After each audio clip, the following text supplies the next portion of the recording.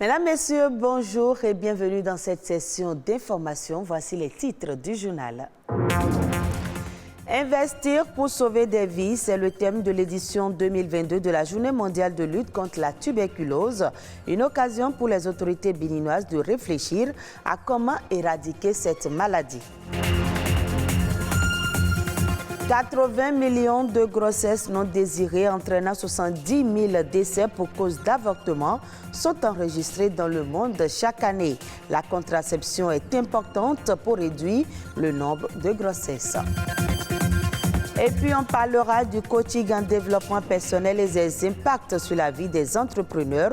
Un jeune coach nous éclaire.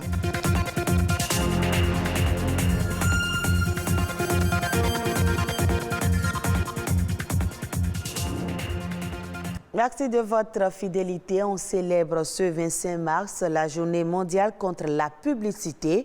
Le 25 mars 2013, un groupe d'activistes français du collectif Les Déboulonneurs a été relâché pour avoir défiguré des panneaux publicitaires. La juge avait accepté leurs arguments et estimé que les actions étaient légales en vertu d'une défense fondée sur la liberté d'expression. Un an plus tard, le Conseil des droits de l'homme des Nations Unies a reconnu le droit des citoyens à donner leur consentement lors de l'élaboration de stratégies de publicité et de gouvernance. L'appel du 25 mars marque une victoire importante pour la reconnaissance du droit des citoyens à l'égard de la réception des messages publicitaires. Le Bénin sur la voie de l'éradication de la tuberculose.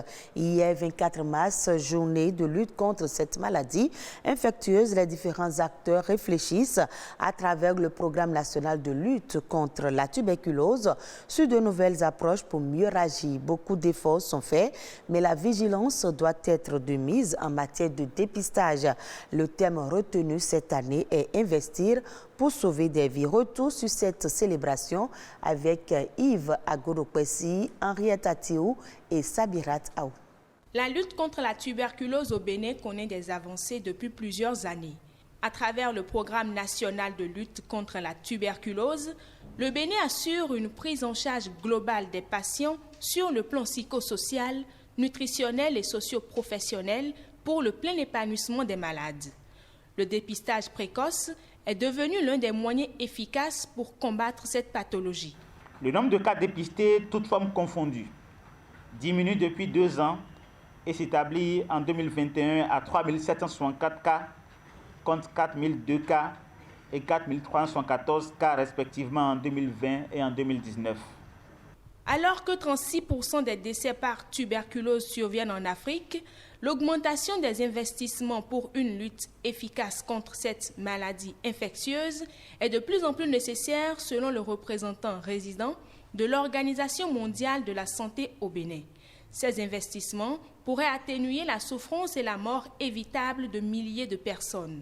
Aujourd'hui, je lance un appel au gouvernement pour qu'il mobilise un appui financier national supplémentaire au profit de la lutte contre la tuberculose, en plus des contributions au Fonds mondial qui a lancé le mois dernier la 7e campagne de reconstruction de ses ressources à hauteur de 18 milliards de dollars US. Je lance aussi un appel aux donateurs, au secteur privé, à la société civile et au monde universitaire pour qu'ils accordent une attention accrue à la nécessité d'augmenter de toute urgence les investissements dans la lutte contre la tuberculose et dans la recherche sur cette maladie. Pour soutenir les actions de lutte contre les stigmatisations et autres discriminations que subissent les malades, l'Association des anciens patients tuberculeux du Bénin s'engage à apporter un appui psychologique aux patients tuberculeux.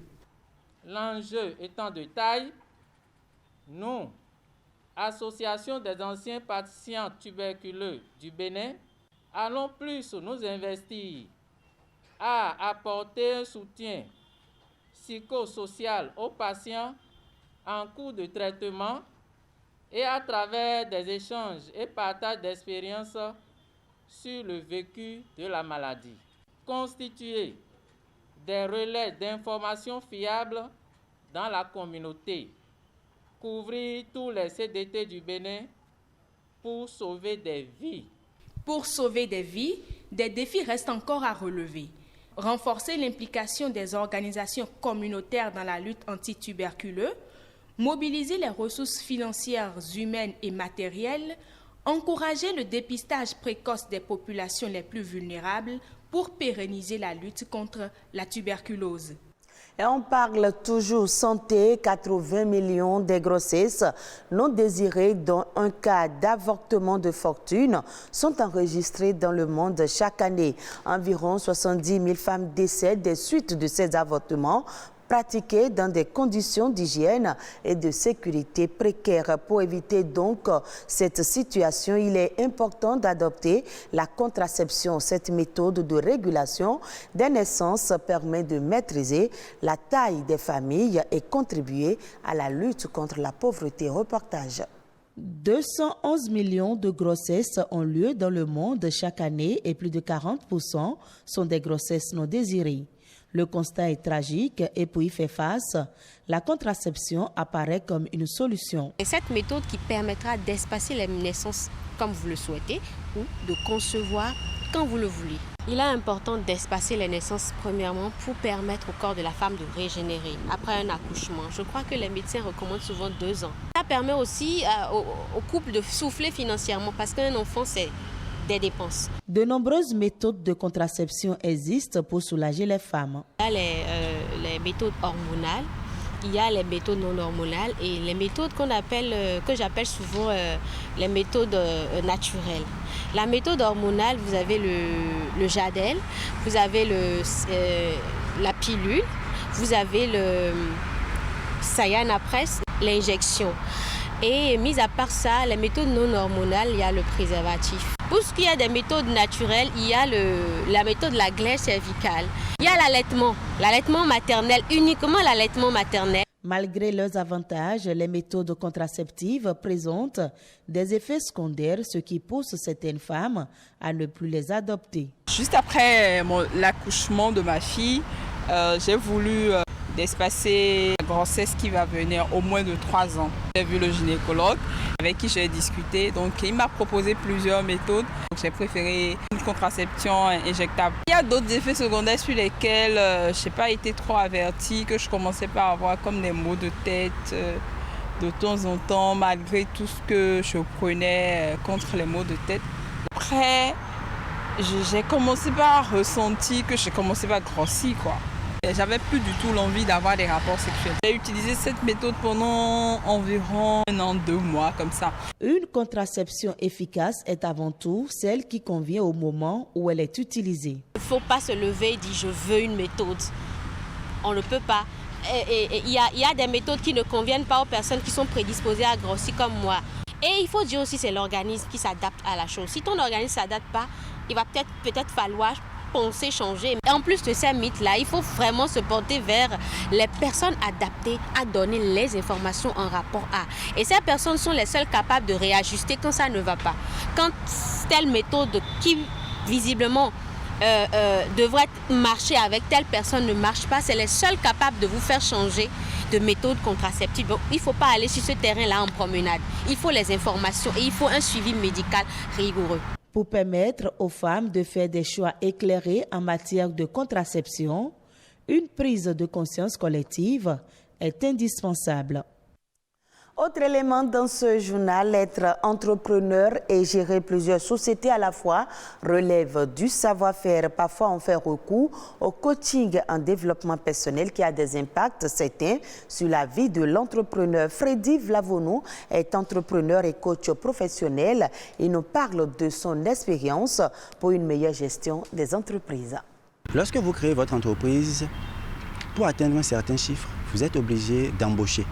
Nous sommes dans une société qui n'est pas vraiment impliquée dans le contrôle.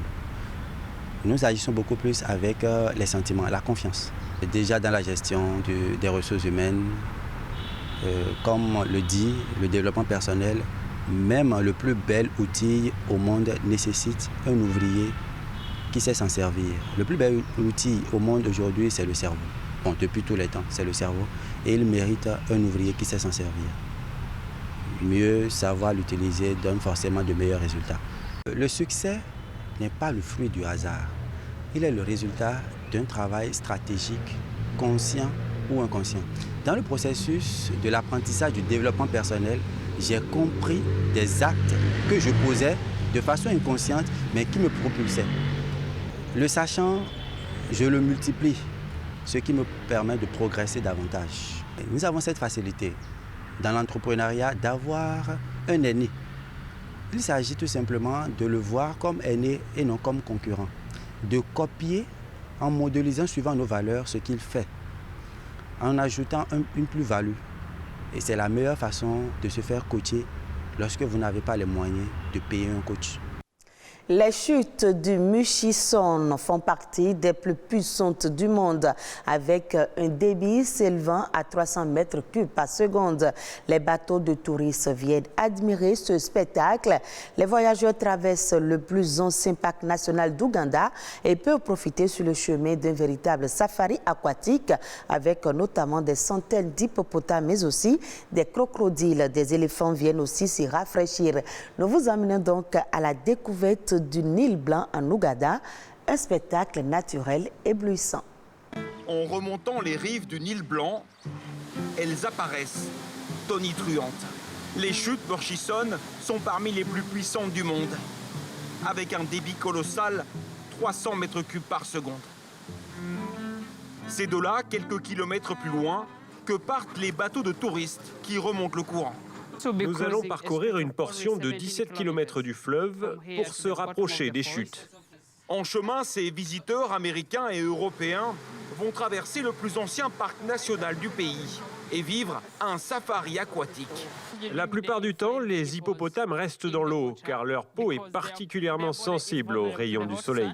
Le fleuve héberge aussi une importante colonie de crocodiles du Nil. Et sur les rives, de nombreux éléphants viennent profiter de la végétation ou se rafraîchir. Au loin, les chutes apparaissent. Le bateau n'ira pas plus près. Le courant et les remous seraient trop dangereux.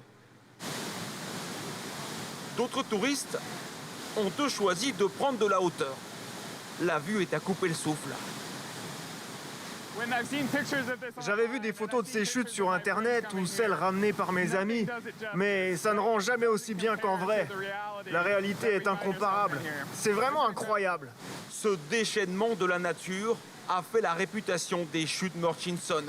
En quelques instants, les eaux tombent brutalement et accélèrent pour s'engouffrer dans cette gorge d'à peine 7 mètres de large. Même le guide, qui vient ici presque tous les jours, reste subjugué. C'est la pièce centrale de ce parc. Je dirais même que c'est le patrimoine de notre pays. Ici, il n'y a rien de comparable à ces chutes. Et tout autour de ce joyau s'étend son immense écrin. 3800 km² de savane sans aucune barrière ni clôture, qui abrite toutes les espèces d'animaux les plus emblématiques du continent.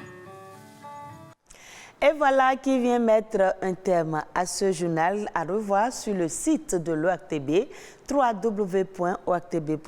Merci à vous de nous avoir suivis.